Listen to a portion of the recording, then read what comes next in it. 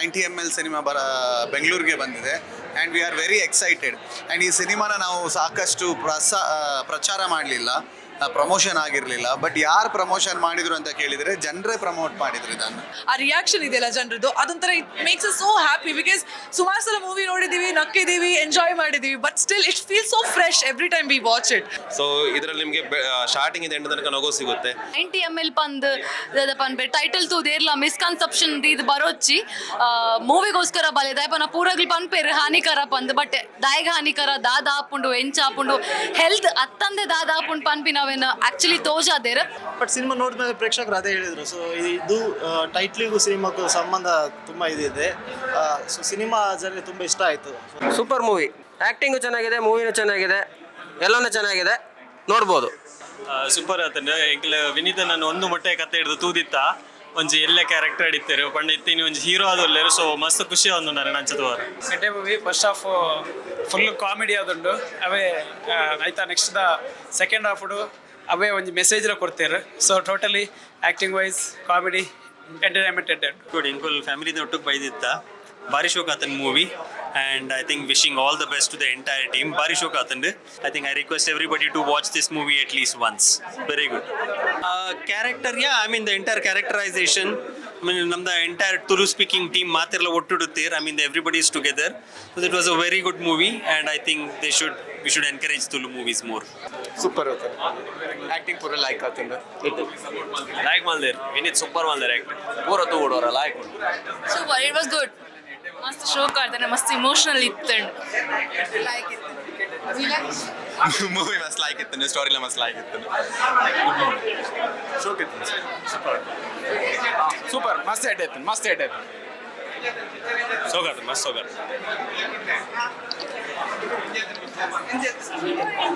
Movie super ಇತ್ತು, ಮಸ್ತ್ ಎಡ್ಡೆ ಪೂರನಲ್ಲಿ ಆ್ಯಕ್ಟಿಂಗ್ ಸೂಪರ್ ಇತ್ತು, ಎಡ್ಡೆ ಇತ್ತು. ಆ ಫ್ಯಾಮಿಲಿ ತೂವಲಿ ಎಡ್ಡೆ ಉಂಟು. ಬಾರಿ ಸೋಕಿತ್ತು ಫಿಲ್ಮು. ನಾಲ್ನ ಬತ್ತ ತೂವಲಿ ಮಾತ್ರ ಇಲ್ಲ, ಮತ್ತು ಫ್ಯಾಮಿಲಿ ಬರ್ತದೆ ತೂಪುನಂಚಿನ ಫಿಲ್ಮು ಬಾರಿ ಸೂಪರ್ ಆದ. ಮಸ್ತ್ ಇತ್ತು ಮೂವಿ, ಎಡ್ಡೆ ಕಂಟೆಂಟ್ ಇತ್ತು ನಮ್ಮ ಮೂವಿ, ಸೂಪರ್ ಇತ್ತು.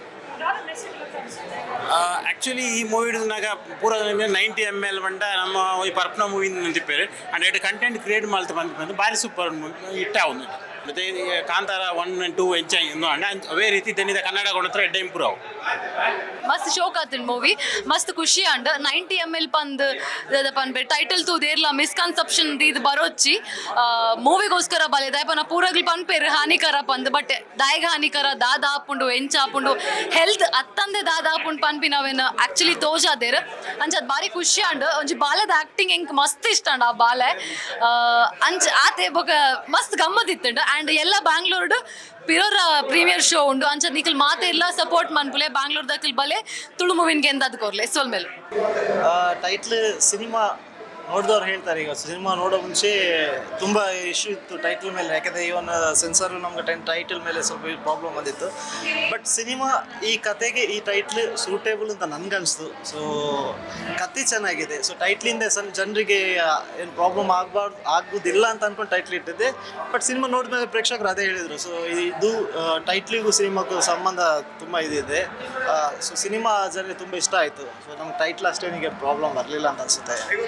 ಮೇನ್ ಒಂದಾಗಿ ಪ್ರೊಡ್ಯೂಸರ್ ಇನ್ವೆಸ್ಟ್ ಮಾಡ್ತಾರೆ, ಅದನ್ನು ರಿಕವರಿ ಮಾಡಿಕೊಡೋದು ತುಳುವಲ್ಲಿ ಈಗ ತುಂಬ ಕಷ್ಟ. ಯಾಕಂದರೆ ತುಳುವಲ್ಲಿ ಈಗ ಬ್ಯಾಕ್ ಟು ಬ್ಯಾಕ್ ಸಿನಿಮಾಗಳು ಬರ್ತುಂಟು. ಅದರ ಜೊತೆ ಒಂದು ಒಳ್ಳೆ ಸಿನಿಮಾ ಮಾಡಿದ್ರೆ ಜನರನ್ನು ಥಿಯೇಟ್ರಿಗೆ ಕರ್ಸೋದು ತುಂಬ ಕಷ್ಟ.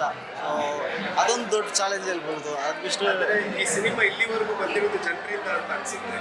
ಖಂಡಿತ ಜನರಿಂದ. ಯಾಕಂದ್ರೆ ನಾವು ಪ್ರಮೋಷನ್ ಮಾಡಿದ್ದು ನಮ್ಮ ಮ್ಯಾಂಗ್ಳೂರಲ್ಲಿ ಈಗ ಫ್ಲೆಕ್ಸ್ ಎಲ್ಲ ಹಾಕೋದಿರೋದಿಲ್ಲ. ಸೊ ಬ್ಯಾನರಲ್ಲಿ ಹಾಕ್ಲಿಕ್ಕೆಲ್ಲ ಎಲ್ಲ ಸ್ಟಾಪ್ ಆಗಿದೆ. ಸೊ ಸಿನಿಮಾ ನೋಡಿದ್ಮೇಲೆ ಜನರು ಒಬ್ಬರಿಂದ ಒಬ್ರಿಗೆ ಹೇಳಿ ಸಿನಿಮಾ ಇದೇ ರೀತಿ ರೀಚ್ ಆಗಿದೆ. ಸೊ ಈಗ 30 days ಆಯಿತು ಮ್ಯಾಂಗ್ಳೂರಲ್ಲಿ, ಇದು ಬ್ಯಾಂಗ್ಳೂರ್ ರಿಲೀಸ್ ಆಯಿತು. ಸೊ 30 days ಜನರು ಈಗಲೂ ಸಿನಿಮಾ ಬರ್ತಾ ಇದ್ದಾರೆ, ಸಿನಿಮಾ ನೋಡ್ತಾ ಇದ್ದಾರೆ, ಇಷ್ಟಪಡ್ತಾ ಇದ್ದಾರೆ, ಇನ್ನೊಬ್ರಿಗೆ ಹೇಳ್ತಾ ಇದ್ದಾರೆ ಸಿನಿಮಾ ಬಗ್ಗೆ. ಇಷ್ಟ ಆಯಿತು. ಯಾಕೆಂದರೆ ಮಂಗಳೂರಲ್ಲಿ ಸಿನಿಮಾ ನೋಡಿದ್ವಿ, ಮಂಗಳೂರು ತುಳು ಆಡಿಯನ್ಸ್ ತುಂಬ ರಿಯಾಕ್ಷನ್ ನಗ್ತಾಯಿದ್ರು, ಎಂಜಾಯ್ ಮಾಡ್ತಿದ್ರು ಎಲ್ಲ ವಿಷಯಕ್ಕೂ. ಸೊ ಬ್ಯಾಂಗ್ಳೂರ್ ರಿಲೀಸ್ ಆಗೋದು ಇದಿತ್ತು. ಅಂದರೆ ಬ್ಯಾಂಗ್ಳೂರಲ್ಲಿ ನಮ್ಮವರೇ ನೋಡಿರೋದು ತುಳು ಸಿನಿಮಾಲಿದ್ದಾರೆ, ಪ್ಲಸ್ ಒಂದಿಬ್ಬರು ನಮ್ಮ ಕನ್ನಡದವರು ಸೇರ್ಕೊಂಡು ನೋಡಿದ್ದಾರೆ. ಸೊ ತುಂಬ ಎಂಜಾಯ್ ಮಾಡ್ತಾಯಿದ್ರು ಸಿನಿಮಾ ನೋಡಿ. ಎಷ್ಟು ಟೈಮಾಗಿ ಅಗೇನ್ ಅದೊಂದು ಫ್ರೆಶ್ ರೆಸ್ಪಾನ್ಸ್ ಜನರು ನೋಡುವಾಗ ತುಂಬ ಖುಷಿ ಆಗ್ತಾಯಿತ್ತು. ನಮಗೆ ತುಳುವರಿಗೆ ಬೆಂಗಳೂರಲ್ಲಿ ತುಳು ಸಿನಿಮಾಸ್ಗೆ ಜನ ಬರ್ತಾರೆ, ಅದು ಮಂಗಳೂರಿಂದ ಬರಬೇಕಾದ talk.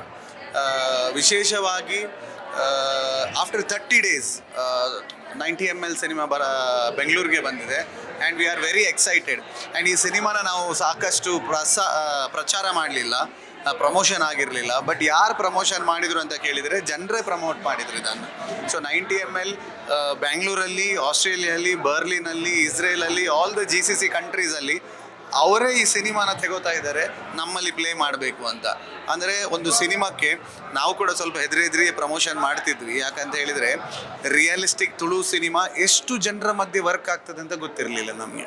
So we were scared.